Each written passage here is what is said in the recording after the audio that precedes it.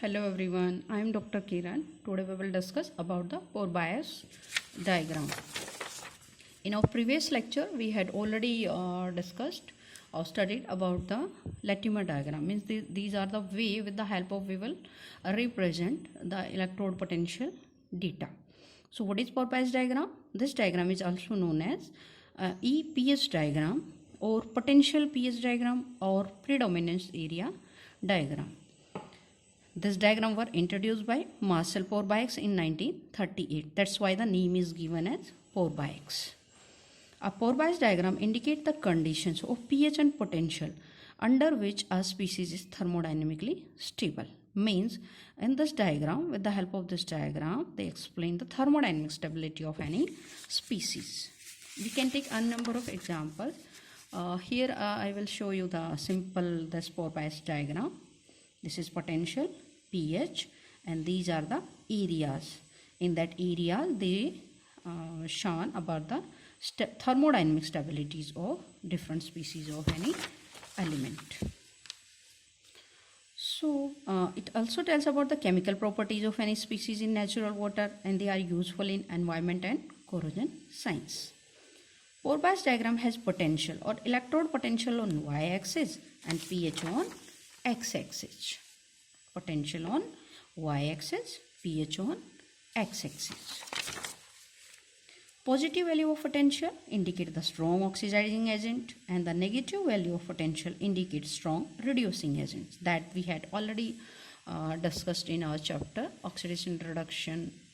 In that means more positive value means the strong oxidizing agent, and the less positive value means less oxidizing, and vice versa. In order to explain this Pore-Biax diagram, I took example of iron. Means existence of iron different species in natural water. Like iron can exist in Fe3+, Fe2+, FeOH thrice, FeOH twice, etc. in natural water. So here I am taking some reaction of iron in this diagram that I have shown.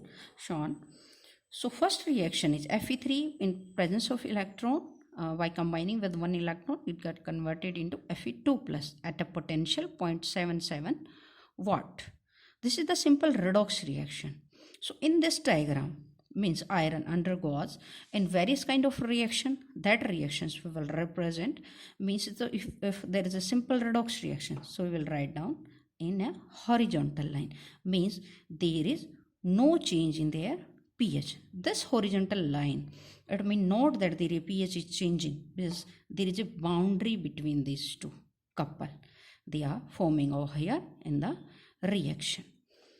If this is the simple redox reaction, we will represent by horizontal line. If it is acid-base reaction, we will write down simple vertical line. If it is both, means redox and pH dependent, then we will write down okay slanting line. Means we will represent these couple like this way. So in first reaction, like this is Fe3, Fe2+, we will write down a horizontal line. This is simple redox reaction and the potential is 0.77. What it means this area here the Fe3 is predominant, and in this area this Fe2+ is predominant. Means this is simply represent their area at a particular potential and the pH. Means it I have already told you about that. It also shows the thermodynamic stability of this particular species at their particular potential and pH range. So at this range, this Fe2+ is predominant. In this range, this Fe3+ is predominant. I had written the detail about these reactions also. First reaction I had already told. In second reaction, what will happen? This is our second reaction, where Fe3+ in plus this is the first reaction, this is second one. Fe3+ plus water, it get converted into FeOH thrice solid and 3H+ ion. From this reaction, we know that there is no change in their oxidation number. You can see from this diagram also. Here I took this. So there is no change in their oxidation number. But here the 3H plus ion are released. That's why the pH is changing. Okay. So in this, what will happen? This is the one kind of acid-base reactions, means there is no change in their potential because there is no change in their oxidation number. So from this diagram, I can see this is our Fe3 plus and this is our FeOH thrice area. This is represented by simple vertical line, okay, because there is no change in their potential. But in this pH range, this Fe3 is predominant. If the pH is slightly, if we will move toward their basic side, the FeOH thrice is predominant. Means in this pH range, the Fe3 plus get precipitate out as FeOH thrice solid. Okay, below this pH range, Fe3 plus ion will remain in their aqueous form. Okay, in our third reaction,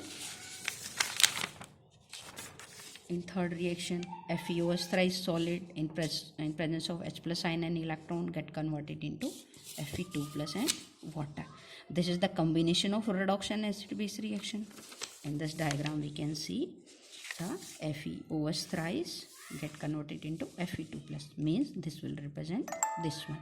The Fe2 plus get converted into FeOH thrice. So here you can see there is oxidation number is also changing as well as pH is also changing. So that's why we will represent their boundary with a slanting line. So this area and this area, this Fe2 plus is predominant. In this area, FeOH thrice is predominant. Means at low pH, Fe2 plus in their aqueous form, or at high pH, Fe2 plus get precipitate out as FeOH thrice as solid. Okay, here the oxidation number is changing. So I had written there in the form of slanting line. The fourth reaction I am taking here, Fe2 plus water get converted into FeOH twice plus H plus ion. This is again the simple acid base reaction. So here I can take, this is Fe2 plus and this is FeOH twice solid. This is represented by vertical line. I have already told you about that in acid base reaction. Those second one we discussed. So this is the area where the Fe2 plus is predominant. This is the area where FeOH twice is predominance, or FeOH twice plus get precipitated. Okay, so this is about that. And this Fe2 plus FeOH, all these 4 points we discussed over here. In our last reaction, we will say the FeOH thrice in place of H plus ion and the electron get converted into FeOH. So from this diagram, FeOH thrice converted into FeOH twice, means this boundary will represent, because here the oxidation number is changing as well as the pH is also changes. So this is a combination of redox and acid base reaction we will represent with the help of slanting line. And this area, or in this particular potential range, this FeOH twice predominant, or in this particular area and pH range, FeOH thrice solid is predominant. In our so from these two sloping line GH and IG, so this is the area of water, means the in positive potential water get oxidized, or in the potential, if in negative potential the water get reduced. So it is clear that the all couples representing redox reaction in water fall within the stability field of water. That is, no species can oxidize or reduce the water. So such diagram we can take for many more species as well. Here I took the example of Fe iron, so I can take many more examples as well and can explain like this. So this is the area predominance diagram we can see. This is E and pH diagram.